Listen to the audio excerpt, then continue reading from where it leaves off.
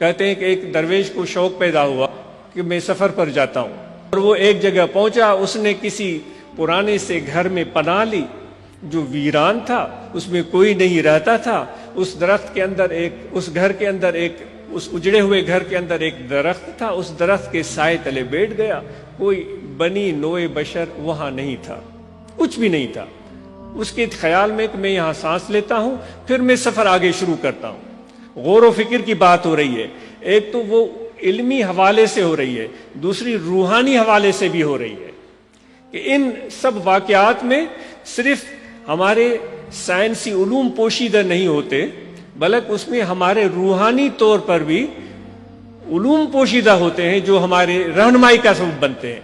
تو اس میں بیٹھ گئے اور وہاں انہوں نے دیکھا کہ کوئی سانپ آیا، ان کو دیکھا کہ وہ اندھا تھا، اور وہ سانپ ادھر ادھر بھٹکنے لگا۔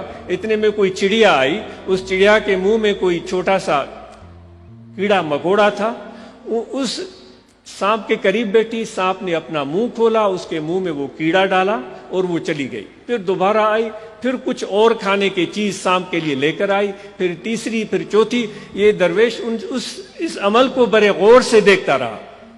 اب اس نے اس سے کیا سبق اخذ کیا؟ اس نے یہ اخذ کیا کہ اتنا بڑا رزاق، اللہ تعالیٰ اتنا رزاق جو اندھے سانپ کو اس چڑیا کے ذریعے غذا پہنچا رہا ہے، جو سانپ اس چڑیا کا دشمن ہوتا ہے، جو اس کے گھونسلے میں گھس کر اس کے بچے سے چڑیا کے ذریعے غذا پہنچا رہا ہے، تو میں گھر سے کیوں نکلا ہوں؟ میں گھر میں بیٹھ جاتا ہوں۔ جب اندھے سانپ کو رزق مل رہا ہے تو مجھے بھی گھر میں روزی۔ سفر کے لیے نکلا تھا، وہ سفر ادھورا چھوڑ کے گھر آ گیا ہے۔ تو ایک دوست ان سے ملنے گیا اور ان سے ملاقات کی اور ان سے پوچھا کیسے سفر کو ختم کیا؟ تو اس نے جواب دیا کہ میں نے سفر میں یہ دیکھا کہ اندھے سانپ کو چڑیا غذا دے رہی تھی، تو میں اس نتیجے پر پہنچا ہوں کہ جب اندھے سانپ کو ایک چڑیا کے ذریعے اللہ تعالیٰ رزق دے سکتا ہے تو مجھے کیوں رزق نہیں دے سکتا؟ مجھے کہیں باہر جانے کی ضرورت نہیں ہے، میں گھر میں بیٹھ جاتا ہوں۔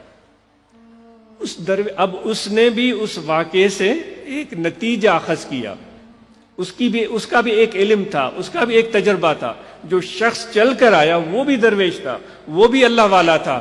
تو اس نے کہا کہ میرے بھائی، مجھے بڑا افسوس ہے کہ تم نے اس واقعے کو دیکھ کر سانپ بننا منظور کیا ہے، تم نے چڑیا بننے کا ارادہ نہیں کیا۔ یعنی کہ چڑیا اپنا پیٹ بھی بھر رہی تھی، لاچار اس چڑیا کے اوپر بھروسہ کر کے بیٹھا ہوا تھا۔ تو اس درویش نے کہا کہ تم نے وہ سانپ کو غذا دینے کے لیے دور دور تک اڑ کر جا رہی تھی، اور پھر وہاں سے کوئی چیز پکڑ کے پھر اڑتی ہوئی وہاں تک آتی تھی۔ تو اس نے کہا کہ تم نے سانپ بننا منظور کیا، چڑیا بننا منظور نہیں کیا۔ دوستو، یہ ہم اپنے آپ سے پوچھیں کہ اس واقعے میں ہم کہاں کھڑے ہیں؟ کہ ہم کسی اور کے ہاتھ کی طرف دیکھ رہے ہیں کہ وہ ہمیں کچھ کھلائے گا اور پلائے گا،